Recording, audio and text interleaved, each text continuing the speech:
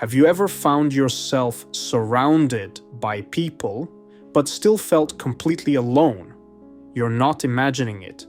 Real friendship is becoming rare, and deep connection is slowly being replaced by performance, convenience, and empty interaction.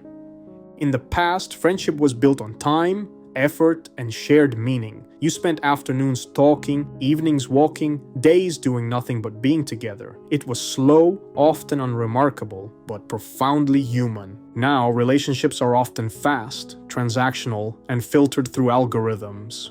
We're more connected than ever, yet lonelier than ever, and part of that is because the very definition of friend has changed. Social media calls people we barely know our friends. We keep score with followers and likes. We share updates instead of emotions. We perform for each other rather than being vulnerable. We scroll through each other's lives but rarely sit in the same room and ask, "How are you really?"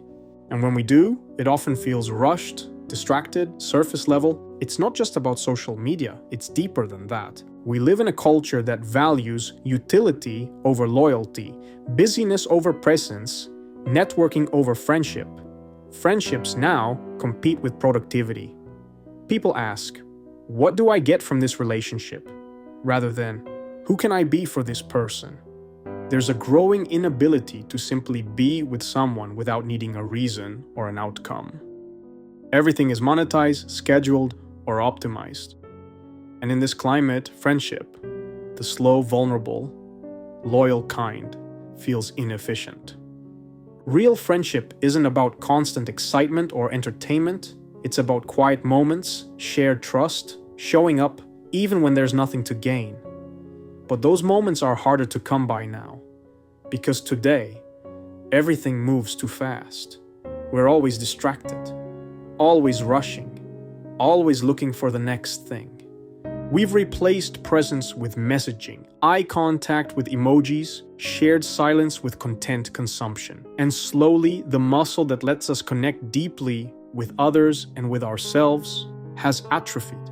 Even the language around friendship has changed. We say, "I love you" casually. We say, "Let's catch up" without meaning it. We talk, but we rarely listen. We laugh, but we rarely feel safe enough to cry in front of each other. And when a friendship becomes inconvenient, it's often just ghosted. So why is this happening? Part of it is cultural, but part of it is fear. Real friendship requires risk. You have to open up. You have to make space for someone else. You have to care deeply in a world that rewards detachment. That's not easy, especially when vulnerability is often met with silence or worse, rejection.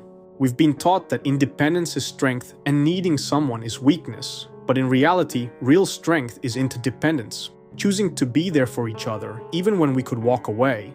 And that kind of strength isn't just emotional, it's deeply human. More than ever, people feel the pressure to follow trends and stay relevant just to maintain social bonds. From the way we dress, talk, and even think, there's an unspoken pressure to perform. If you don't follow the current norms or share the same curated experiences, you're often left out. Carl Jung once said, "The privilege of a lifetime is to become who you truly are.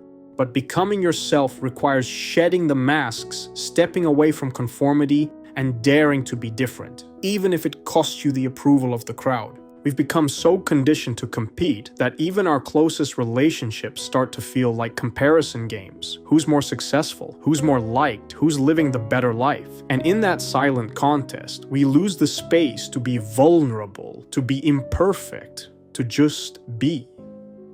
Simone de Beauvoir once said, "One is not born, but rather becomes a friend."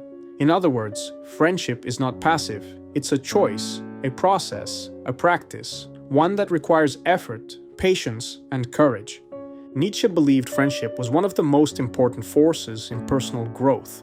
A true friend wasn't someone who just offered comfort, but someone who challenged you, someone who pushed you toward becoming who you were meant to be. This kind of friendship doesn't always feel easy, but it's the kind that changes you, that strengthens you, that keeps you anchored when everything else feels fake.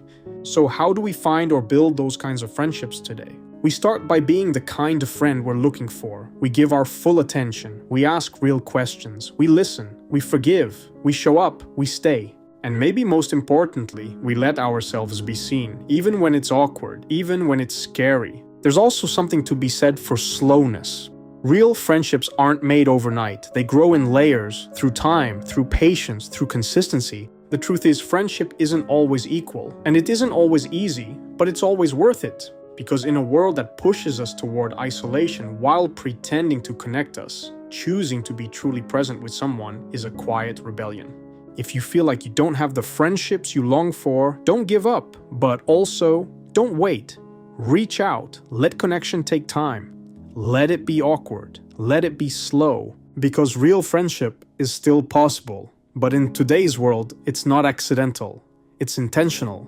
If this message spoke to you, share it. Let someone know they matter. And if you're searching for depth in a shallow world, consider subscribing. This channel is for people who still believe in truth, in connection, and in what makes us human. Stay real, stay kind, stay connected.